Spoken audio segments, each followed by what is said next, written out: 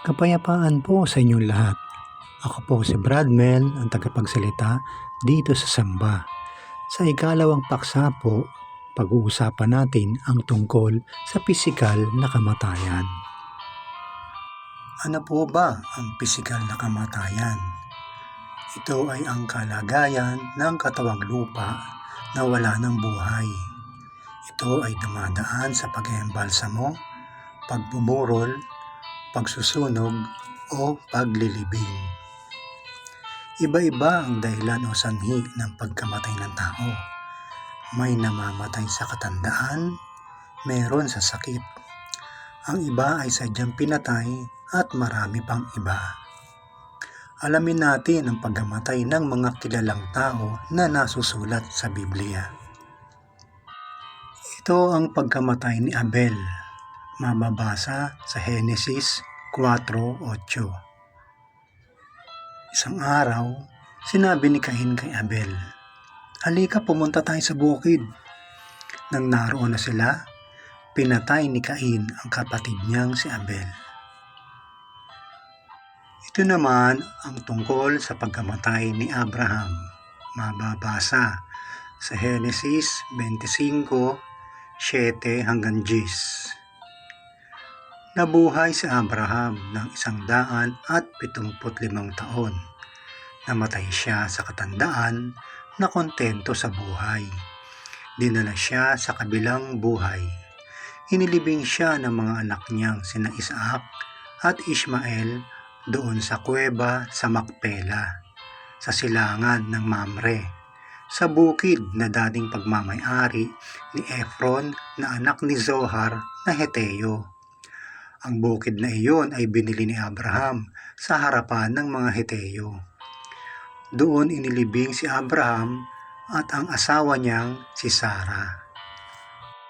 Ito naman ang pagkamatay ni Raquel na asawa ni Jacob.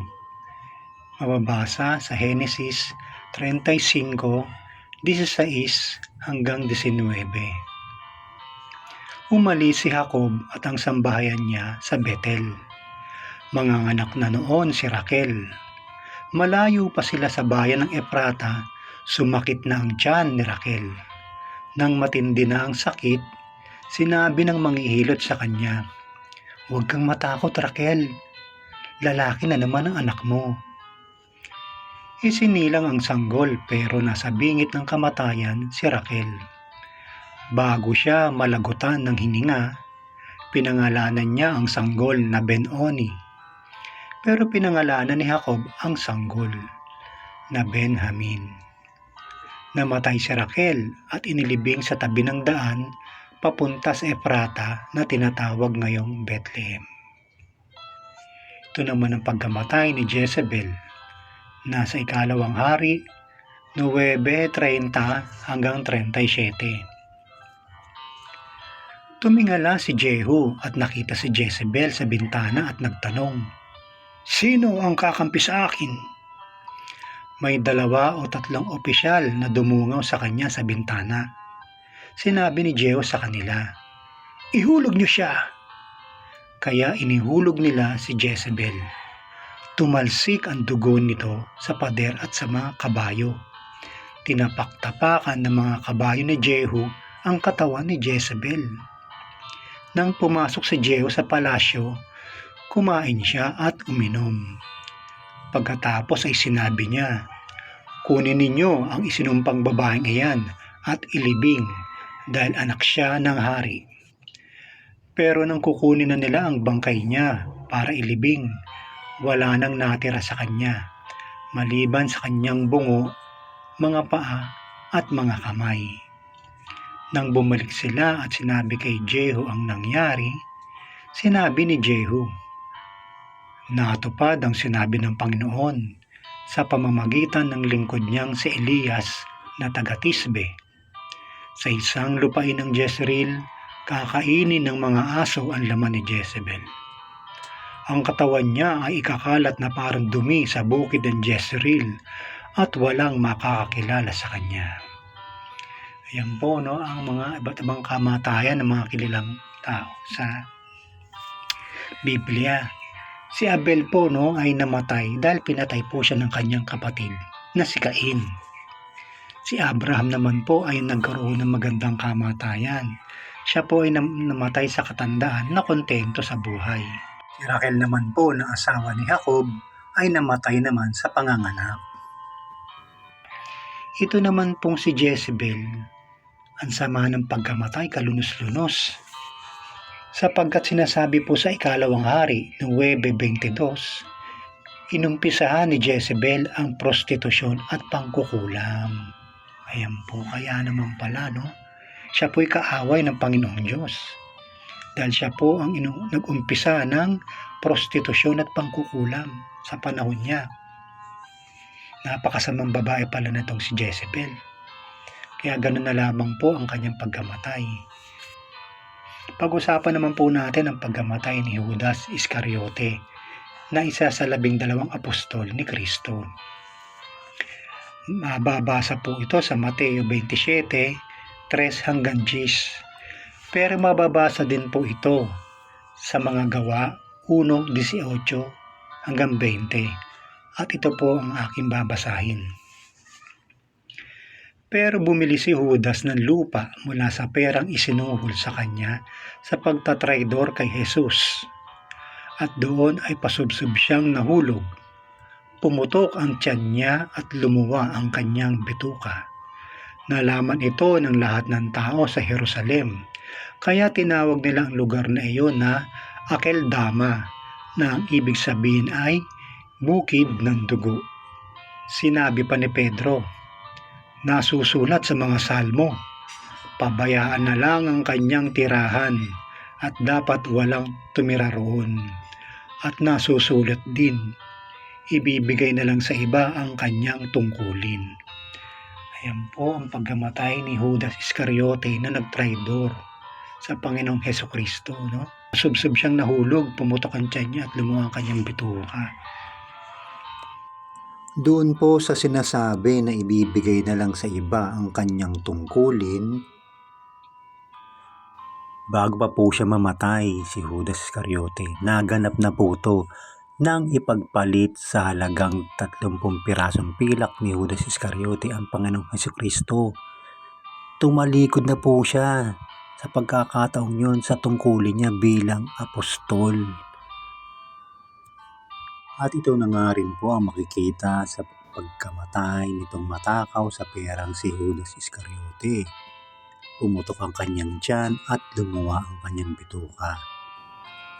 Doon po sa sinasabing pumutok ang tiyan niya at lumuwa ang kanyang bituka, nire-represent po nung salitang pumutok ang tiyan yung katakawan. Di po ba pag busog na busog ang isang tao o masyadong palakain, lumalaki ang tiyan, no? Kaya pumutok ang tiyan niya kasi nire-represent ng pagputok ng tiyan niya yung katakawan niya sa pera. Masiba, matakaw. No? Kaya ganyan po naging pagkamatay ni Judas Iscariote. Isa po siyang taong matakaw sa pera at nagawang pagpalit sa 30 pirasong pilak ang kanyang Panginoong Hesukristo. Kasi nga po, matakaw siya sa pera.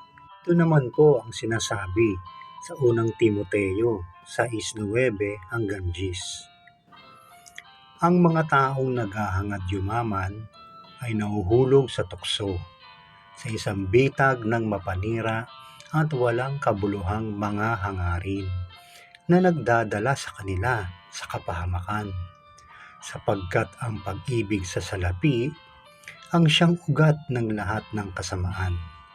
Ang sobrang paghahangad ng salapi ang nagtulak sa iba na tumalikod sa pananampalataya at nagdulot ng maraming paghihinagpis sa buhay nila. Unang Timoteo 6:9. Ayan po, sabi dito, ang sobrang paghahangad ng salapi ang nagtulak sa iba na tumalikod sa pananampalataya. Si Judas Iscariote po ay dahil po sa pag-ibig sa salapi ay tumalikod sa kanyang pagiging apostol. At nagawa niya po magtraidor sa halagang 30 pirasong pilak, pinagpalit niya po ang Panginoong Hesukristo. Sa usaping pisikal na kamatayan, iba-iba po nagiging dahilan ng kamatayan ng tao, ibang mga sanhi tulad nitong si Abel na hindi na nagawang makapag-asawa pa dahil pinatay siya ng sarili niyang kapatid na si Cain. Si Abraham naman po ay umabot ng 175 taon at nagkaroon ng maayos at payapang kamatayan. Namatay siya sa katandaan na kontento sa buhay. At ito naman pong si Raquel na asawa ni Jacob, matapos niyang isilang si Benjamin, ay nalugatan siya ng hininga. Siya po ay namatay sa panganganak. Dito naman sa babaeng isinumpa na si Jezebel na inihulog na tumalsik ang dugo sa pader at sa mga kabayo ni Jehu. Tinapaktapakan ng kabayo ni Jehu ang kanyang katawan, kaya natira na lang sa kanya bungo, mga kamay at mga paa. Kasi siya po ang nagpaumpisa ng pangkukulam at prostitusyon. Ito naman pong si Judas Iscariote, pasubsob na nahulog. Pumutok ang tiyan niya at lumuwa ang bitukan nitong si Judas Iscariote. Nagdulot sa kanya ng kapahamakan ang pag-ibig niya sa salapi. At ito po ang iba't ibang dahilan ng kamatayan ng tao. At ang lahat ng ito po ay nakapaloob sa ating ikalawang paksa na pisikal na kamatayan. Ipagkaloob nawa ng Diyos na mapag-usapan natin sa susunod ang espiritual na kamatayan. Ang lahat ng kapurihan, karangalan, kapangyarihan at pasasalamat ay sa Diyos lamang. Ako po si Brad Mel na tagapagsalita dito sa Samba. Maraming salamat sa Diyos. Maraming salamat po sa inyong lahat.